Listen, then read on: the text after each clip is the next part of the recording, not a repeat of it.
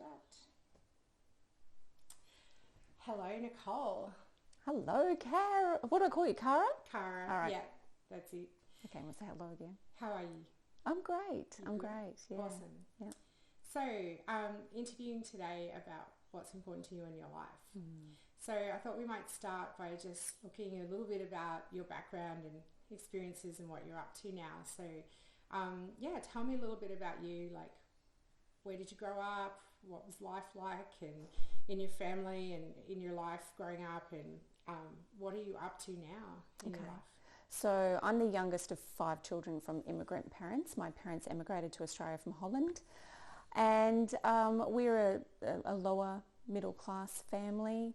Usual challenges of being a big family with not a lot of money. We were creative in terms of, how do you feed yourself in that environment. My parents were fantastic at growing food in the backyard, which was just awesome. I probably didn't appreciate it as much as I do now back then, because you think you're just, you're poor and you're comparing yourself to other people.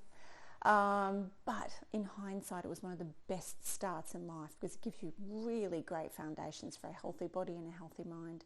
And also that connection to earth and where your food comes from, and the importance of working hard and working for what you need, and also that the simple things in life really can be the best things. I did a lot of working. I loved working, and I started working when I was 9 in the corner store, just customer service and packing shelves, and I absolutely loved it. And I loved seeing the joy in other people's faces when they were treated with respect and with great customer service, and I loved putting smiles on other people's faces. And then I never stopped working. And because we were a family of 5, and my dad was army and my mum was, she used to clean other people's houses to earn extra money, they worked really, really hard. And I used to see my dad come home every day, and he'd sit on the couch in front of his favourite TV shows, and he would completely switch off. My mum would still be working. She would be ironing and making dinners and doing dishes and wrangling children.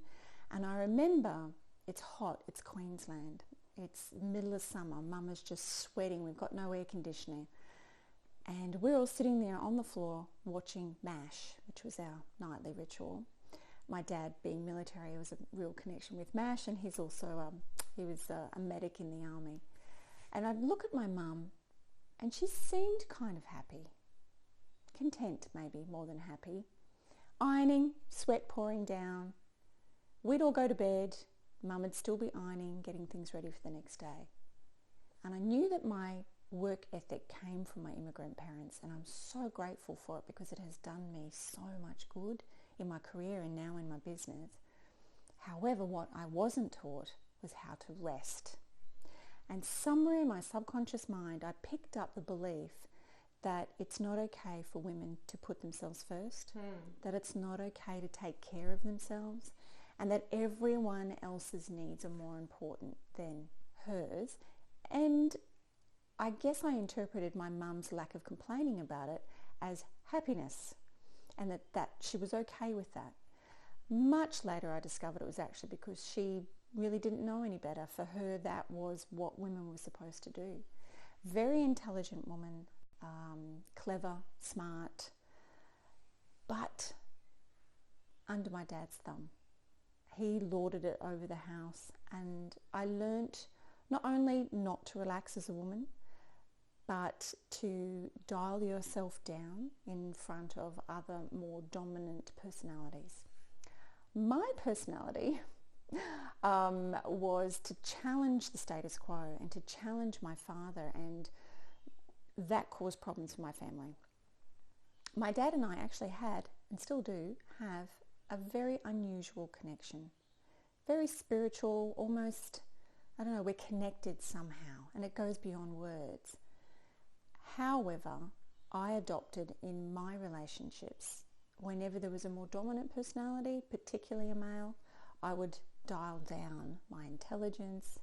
I would stop being clever, I'd stop being smart, and even at school, being a pretty girl in a tough school who was intelligent and wanted to learn is not a recipe for success. It's a recipe for getting your head kicked in, getting beaten up and bullied and punched in front of, anyway, lots of stories of bullying and things that weren't great. But it reinforced that when you stand up and you show who you really are, that's dangerous. Other things that happened in my life as well, like sexual abuse and other violent incidences. Whenever I sort of showed that I was happy and joyful and friendly and interested in other people, it caused great pain, either for people around me or directly for myself. Yeah. So it kind of evolved over time to go, oh, every time I stood up to go, let's go and do amazing things, something would happen and I'd pull back down. Yeah. What it led to, though, was working incredibly hard within other people's rules. So I did extremely well in the corporate world. I have a Chief of Defence Force commendation for work that I did in the Middle East. Many accolades and awards and great, incredible business adventures or corporate adventures. However, at a big cost, because it wasn't who I really was. So when I left the corporate world after hitting burnout, I retrained as a holistic health coach to go and teach other people how to be more authentic and genuinely them within whatever confines they're in. So whether that's in a corporate environment, in a marriage, in a community or a social environment, how can you show up as the authentic you and still feel safe so that you can really be the best version? Because honestly, we didn't come here on this planet to be someone else. We literally came here to experience being us. And that's why we're here. So what was really important to me was to take the lessons I'd learnt through my childhood experiences, through my adult personal experiences, through my corporate career, and then in my coaching practice to teach other women in particular how to love themselves, how to connect with their authentic version of themselves, and particularly for women in small business, which is where I specialise, how can they bring that into their businesses so it thrives more naturally, with the biggest outcome of that being sustainable success. So I'm on a mission to end death by desk, which is a cute way of saying we're slowly dying when we're not being ourselves and we're working ourselves to death to achieve somebody else's definition of success. It has to be yours. It's you, as unique as you are. And your definition is worthy, absolutely worthy. So my big thing is around, now as the CEO and founder of Hot and Healthy in Business, we have a podcast, a TV show, a magazine. We have an online community. We have a membership program which teaches women the mindset, the ability to take care of themselves as a priority through self-care and other strategies, food, nutrition, movement, and how to know how to promote themselves and be more visible and more successful naturally in a way that they can sustain long term, so that everyone wins. They win, the business wins, the customers win, communities win. That's what's important to me. Wow, you kind of answered the next question. Which is awesome, by the way. But yeah, let's dig a little deeper into that. Sure. So when you look at your whole life, so yeah, health, holistic health, and getting people off their desks and all of that is important. So let's talk a little bit more about that. Sure. Say a bit more about that. What's important to you in your life? For me, it's really about making sure that I'm living on purpose, and the dog's living on purpose.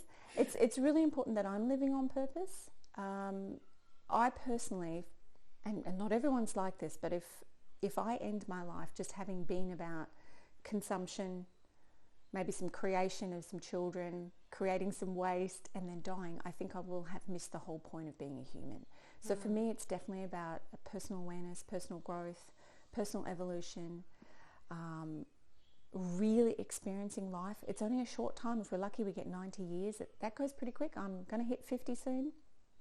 Yikes, yeah, really 50 soon. And to look back and go, that was worth it. That was worth the pain, the joy, the hard work, the learnings, the growth, the things that worked, the things that didn't. It was totally worth the ride. I'd do it again in a heartbeat. So for me, it's about making sure that I live my life 100%, knowing that by me living my life truly and completely in a way that works really well. Got a visitor. of attracting, then because I know that my intention is pure, my intention is to serve others by being authentically me, then that's going to result in a lot of people benefiting and hopefully having better quality lives as a result. So for me, it's about understanding I have an opportunity to do something wonderful here for my own life and my own experience and evolution and for everyone else. Yeah, I really hear your commitment to people and their health and well-being. Yeah. And success. Yeah. Whatever that definition is to them, whatever success means to them. And most of the people I work with and that I resonate with are people that are going, well, what can I do for others as part of their definition of success? How can I be a better mother, raise great children for the future? How can I be a better lover, a better business person, a better consumer, whatever? How can I bring my talent into the world and do something wonderful and positive with that? Yeah. Okay. So let's have a look what that looks like in your day-to-day life, in reality. Okay. So let's walk through that. First of all, hashtag it's all about me. And I don't mean that in a narcissistic, selfish way, but I teach people that self-care is not selfish, it's self-responsibility. When you take really good care of you, then you have extra to give to others, and also you're not becoming a burden for other people. I mean, stuff happens, right? Shit happens. We get sick, we trip, we break an arm. You know, there are times when we're down, we need other people to lift us up. But in general, our first priority and our first responsibility is to ourselves. So for me, it's have a coffee first thing in the morning. Of course. Of course. That just does it for me. But I journal and I meditate and I stretch and I tune into what's come up for me during the night. Like, is there any greater awareness or intuition or an aha moment? Maybe there was a dream that was trying to get my attention on something, and I'll journal that. Then I check social media, because I like to check social media. If someone has an addiction to it or it distracts them from themselves, then I tell them not to touch it for the first hour.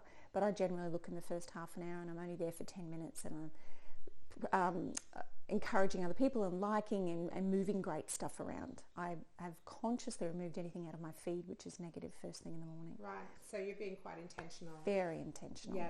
So I tune into the world. Okay, I've tuned into myself. Quickly tune into the world, and then my day begins with generally something healthy for breakfast. I used to skip breakfast. Now I'm green smoothies or organic free-range egg omelette, or at the moment it's papaya with coconut yogurt and a sprinkle of cacao powder. Oh, that's good. That's good. And then my day begins. I do around 4 hours of coaching with clients online, and the rest of the time building the business, because there's many moving parts, as I mentioned. We've got a podcast and TV and a magazine, which is digital and print, and we have this huge community. And it's very much about how can I move that forward without burning myself out, because that would be against what we're trying to teach other people. Yeah. So how can I also honour, am I bringing what's best of me into that space? Because if I'm not doing that, I'm also doing people a disservice. Do a lot of teamwork, so checking in with like the editor-in-chief of our magazine or our podcast producer and host. It could be our community manager, and just finding out who's who in the zoo. And about 12 times a month, I go to our in-person events.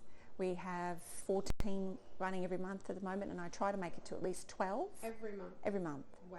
Because the conversations, they light me up, they inspire me. I'm really aware of what their challenges are, because our membership's designed to solve their problems. So it's really important to me that I'm there with the community as much as I possibly can. I'm really leaning in and listening. What's important to them? What are they struggling with, and how can we solve that? Or how can we connect them with someone who might have a solution for them? Because I know I joke and I say hashtag it's all about me. For the first little bit in the morning it is, but for the rest of the time it's who can I serve with the platforms that we have, and how can we have a much bigger impact if we collectively come together under this umbrella, bring all our magic, all our individual amazing skills and talents and inspiration. How can we do even bigger work in the world? That's really important to me. And then the end of the day tends to be, not always true, a good book, some more self-care, probably red wine. Red wine. Red wine. I start my day with a coffee and I bring it down with a bit of red wine. Just a bit. not too much. Okay.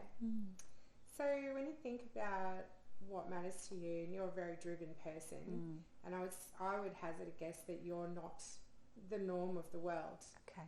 Yeah, like I would hazard a guess, like, because you're so driven and you really know what you want and what's important to you, that's a rarity. Yeah, I actually assert it's a rarity, because in my experience of interviewing people, most people have dreams and goals, but they have no idea how to actually, like, if I ask them, well, what does that look like in reality? The answer is usually, I don't know, let me think about that, because they haven't. And so it's really great, and I want to acknowledge you. Thank you. For being so passionate and really going for what matters to you. Everything's a trade-off. So I've tried not to do that as much, and it destroys my soul. Doing it to the degree that I want to do it has cost me key relationships. And it's important, I think, when you consider what's important to you, that you can't have everything. You can't have it all at once. And you have to go, what is a trade-off I'm prepared to go to my deathbed going, I'm still happy that I decided that was my trade-off. I haven't had children for a range of reasons. And when I acknowledged that wasn't going to happen for me, it was like, oh, that's great. Okay, it sucked. But, oh, it's great. Because I can take all of that nurturing, mothering, caring, energy, focus and resources and put that into others. And then they can go and be great parents, great business owners, great community leaders, whatever they have chosen to do. But it is considering that everything is a trade-off. And so hard work, in the context of which I grew up, which was self-sacrifice hard work, and hard work until you drop, resulted in burnouts. Great successes, great accolades, the most incredible outcomes in that regard, but at huge cost in other aspects. So when you're considering what's important to you, is to consider that you're a whole being. You need to consider it from a holistic perspective, and everyone's combination is different. We're still human, so there are common threads and commonalities between everyone's holistic puzzle, but to different degrees. And so mine was, I was prepared to sacrifice some key relationships and some key lifestyle choices, and to some degree motherhood, to listen to that part of me that is so driven and determined to do something on a global epic scale. And so I guess in that regard, there isn't too many people like that. Yeah. And I spent a lot of time really listening what's important to me and making choices that were not in alignment with that, and it made me sick, either mentally, emotionally sick, or physically sick. And so for me, it's almost a matter of my life that I define it and then align myself with it, because the alternative is disconnect, dis-ease, wasted time, wasted potential, and worse, the regret on the last days when I go, heck, why didn't I have the courage to go and do that thing? To me, that would be a wasted life. Yeah. So looking back, what would you say has been your major influence in what's important to you? Like, if you can think of events or people or things that have happened in your life.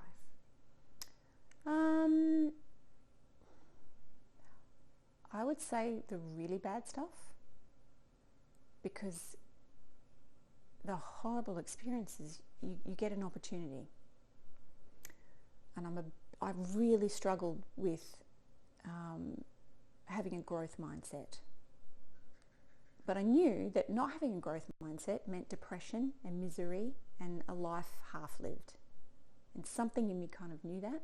So the bad experiences that happened to me, I was like, what can I learn from this? Like, how do I want to respond to this? I don't like being sad. I don't like being down. That sucks, and it's not useful for very long.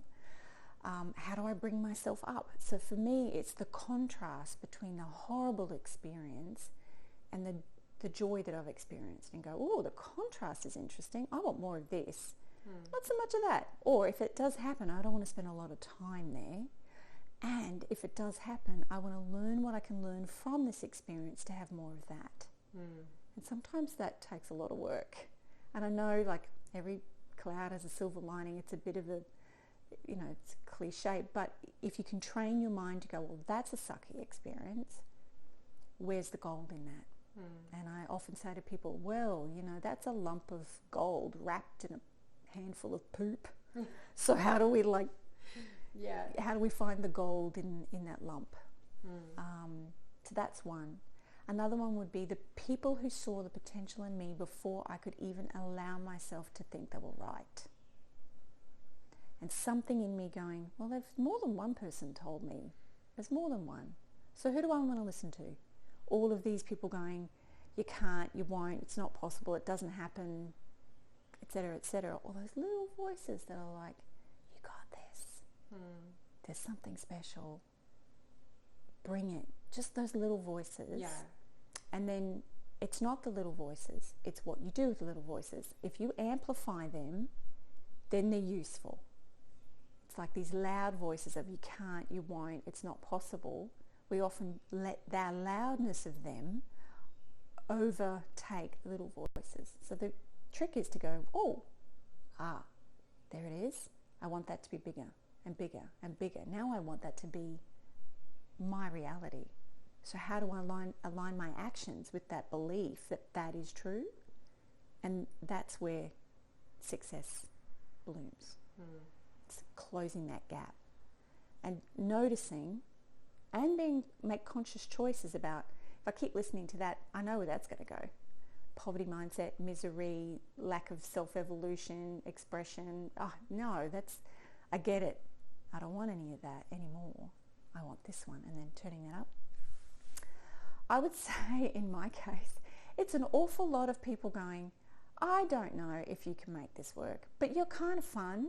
I'm going on the journey for a while with you because I'm very good at getting people to go, can you see the big picture? Can you see how you would fit in? Do you want to come on this ride? I don't know what you're going to get out of it, but it's going to be great because I think you're freaking amazing and this thing's happening, and how can I bring you in so that we all win? And people get carried away on that. So it is people who've taken the chance that the crazy ideas that I have might actually work, and come along for the ride. That's really cool. Once again, people are my thing. So before I asked you this question the other day, had anyone ever asked you what's important to you in your life in that way? Not in that sentence, but me constantly. Constantly. I probably overdid it a little bit. Right. Like, what's the thought there for you? Like, what occurs to you having asked that? Is this right for me? Is this true for me? Does this feel right? Why is this so hard? And I don't mean, we do have to work hard. We do have to apply ourselves. But if something just wasn't flowing, you'd be like, is there a reason it's not flowing? Yeah, what's getting in the way? Yeah, is it me? Is it the thing? Am I not listening to my intuition? There have been times when I doubted that what was important to me was valid. So I tried to dismiss it and fit it into other people's versions. Yeah. For example, religion or a concept of marriage or a job, a workplace, or even a part of the business that I thought, everyone's telling me I should do that. But it didn't align, it didn't fit, it didn't flow. And so it was like, no, it's not right for me. And I think having spent enough time on retreats, getting quiet, getting clear, getting clean, and just going, journaling, listening to that inner voice, listening to some of the greats, either in podcasts or audible books or conversations, I seek out people. Yeah. Really seek them out. And I spend time with high quality people, and I remove constantly doing audits to remove the lower vibrational people, because it doesn't help me, and if it doesn't help me, I can't help others. Yeah, so there's I forget where it came from, but that theory of you are the sum of the 5 people you spend the most time with. And I think there's something to that. Absolutely. And that could be who you're spending time with on social media, radio, audio, podcasts, music, lyrics and music. If you start tuning in really closely, you're like, wow, I'm being bombarded with all of this junk. How do I clean it up? How do I filter that out? How do I know what's me? How do I know what's true for me? The only way to do that is to get quiet. Stop reading, stop listening, stop talking. Just be with yourself, journal, and notice. Become far more present in your own life, because literally you've only got, if you're lucky, 90 years. And it goes in the blink of an eye. It really does. Yeah, it really does. Yeah. Absolutely. And if you get to the end of it and you've lived somebody else's definition of success or someone else's version of what's important for you, that's a life unfulfilled. You know, you were given this life for you, not for you to give it away, unless you choose that's what you want to do with it. You were given this life for you to decide what you want to do with it. But a lot of people get swept up in what's expected of them and don't say, hold on, time out, pause. What's important to me? What's right for me? What feels right? We get carried up with kids and jobs and careers and travel and consumption and creation, but we don't stop to really define that. What does it mean to me? Yeah, and do you think that, like for you, like if you knew what was important to the key people in your life as well and they knew what was important to you, do you think that would enhance your experience of actually those day-to-day experiences that you have where you're working towards what matters to you? Do you think it would help you prioritize? I think so long as there's a mutual respect that you can have different things that are important to you.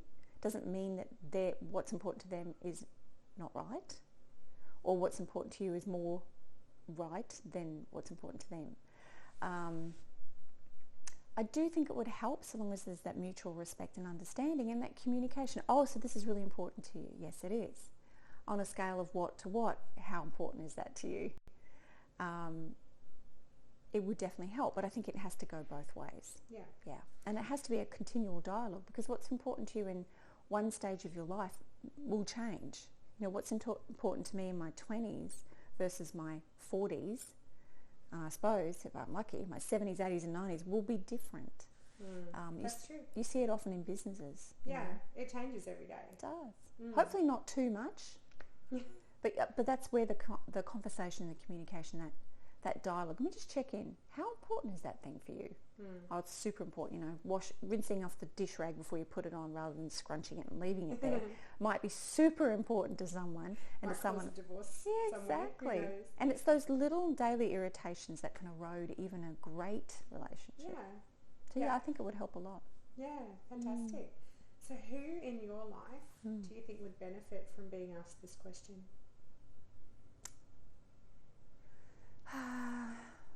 All of them. All of them. Being asked the question and also being given the space and the tools to answer it honestly. Yeah. That's fantastic. Is there anything else you want to add before we finish? Thanks for the opportunity. It's great. Really, really good. Feels good. And I'm very interested to see where all of these interviews that you're doing will go, and hopefully have an amazing impact out there, and that more people will take the time to go, yeah, what is really important to me? Yeah, and in a few months' time, it'd be really great if we could follow up, interview you again, and just see what's shifted for you. Absolutely. That would be awesome. Thank you. Thanks so much. That was fun.